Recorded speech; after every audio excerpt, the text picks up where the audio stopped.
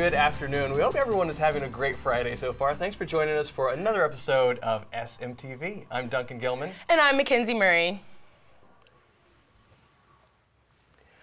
Pinterest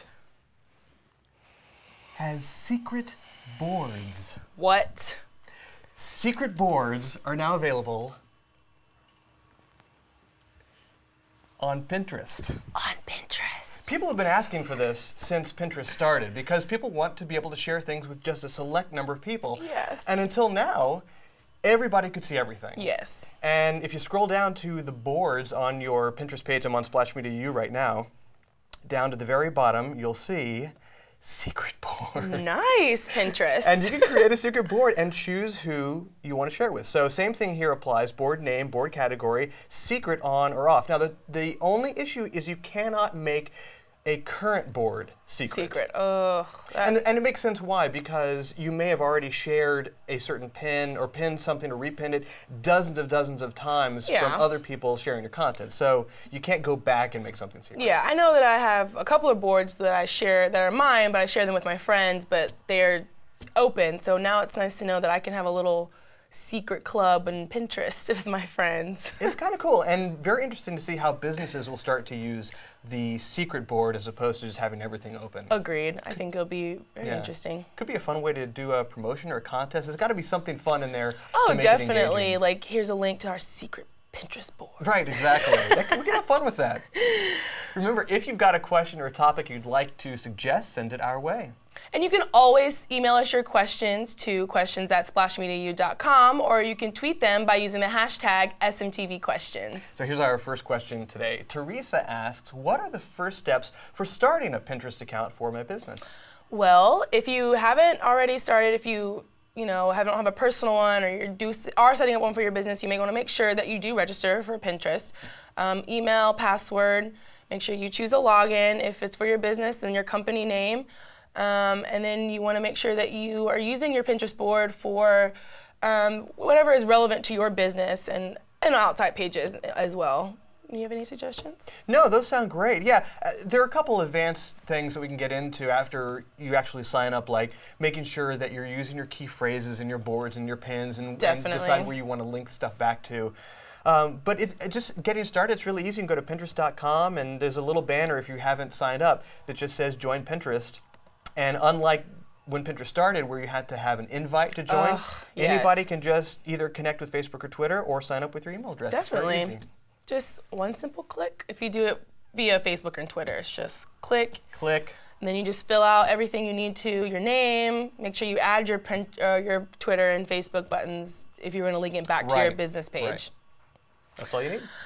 Leonard wrote to us, I don't understand how Instagram is used for my business. Can you explain? We've had this question before, but it's great to bring it back because Instagram is going to be changing soon in terms of the way businesses use it because of a couple different things. Twitter supposedly is going to be rolling out some filters. So some people may steer away from Instagram and more towards using the Twitter filters for their photos. At the same time, Instagram, which has been acquired by Facebook not too long ago, is now offering profile pages for businesses and for people. Exactly. So the way businesses use them may change. I mean, you can go to the Starbucks profile page, and it actually looks a little bit like Facebook. Yes, I think that's just part of Facebook acquiring Instagram, but it is, nice to just go in and Instagram.com / whatever, it could be your username or a business's username. So you want to make sure that you are using your web profile efficiently and making sure that you're getting your stuff out there. But like we said, there are changes coming up with Twitter, being able to use filters and stuff like that. So it might be interesting to see what's going to happen. I mean, the real advantage is that these images just seem somehow naturally more shareable. Yeah. It's that square Polaroid look. People like the vintage look, and I think businesses were doing a great job of of presenting their products and services. It's easy with a company like Starbucks, but presenting what they have to offer in this fun, really shareable light. Yes, and I think if you really want to use Instagram for your business, you know, if you really want to just put in a really simple term, it's kind of like Twitter for your photos. You can upload them, write a quick status, hashtag it if you want. I know Coastal.com, they did a really good, they have a really good Instagram profile page because they're using, you know, repurposing the pictures that people are tagging with their glasses. Yeah. I did it. I bought these glasses I'm wearing now on Coastal.com with a Facebook offer. Nice. And I just tweeted them, or I Instagrammed it, and I hashtagged Coastal, and they were like, oh, awesome, you know, can we reuse it? And it was great. So I think if businesses are really are trying to attack Instagram for engagement and trying to get more leads, that they should really get into it. Absolutely, it's just about being where your customers are. Exactly. That's what every single platform is about. I want my business to have a presence if people are using it. Exactly. Robert wants to know, how do I know if my blog is effective? Okay, well it's not a problem. I think there's situations and certain things you need to take into account. You want to make sure that you are, whatever blog site you're using, either WordPress, Tumblr, Blogger, Drupal. I know there's one called Graffiti. I haven't really used it much. You know, they have a default stats, you know, seeing where you are analytics-wise. Right. Also, you can definitely link your Google Analytics to your blog. That's a great idea. Then you have everything all in one package.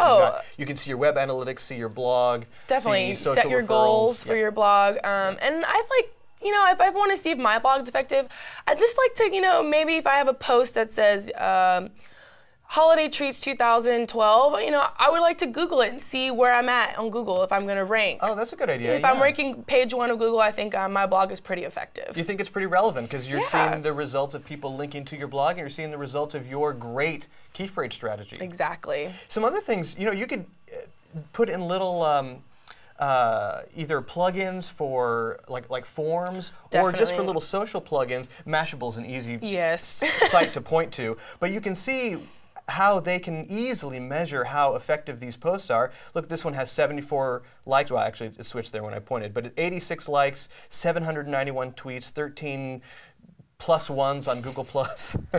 But you can use these little plugin tools to easily measure how effective and how viral your content is. Definitely. I think social plugins are very helpful. You definitely want to make sure you're plugging in your Twitters and your Facebook and your Pinterest. That way it all links to one, it all has one place to go back to. That's true too, yeah.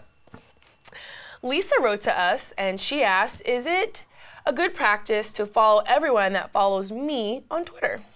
No. It is not necessary to follow everyone who follows you. And not just because some of them may be spam accounts, but also because you want to create that authority for yourself. So you want to maintain a certain following to follower ratio. And that doesn't mean you can't follow a lot of people who you're interested in. You should. Yes. And you know, another thing to do that we've talked about before, especially when it comes to following celebrities, it's a good idea to put them in a list. If you don't want to follow them, you don't want to add to the count of people you're following, but you want to keep up with them, put them in a list.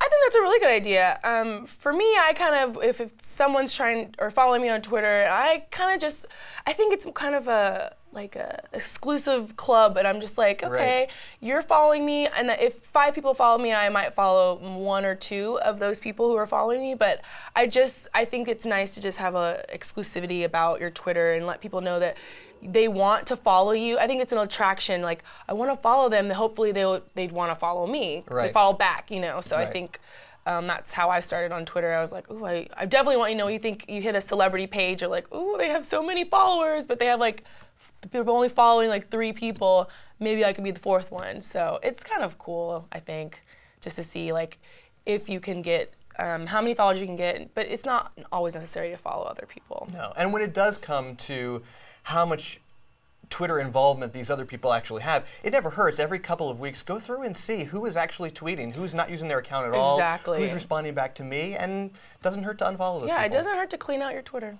Not at all. That's going to do it for today's edition of SMTV. As always, thanks for joining us. For everyone at Splash Media, I'm Duncan Gilman. And I'm Mackenzie Murray, and I want you to have a great weekend.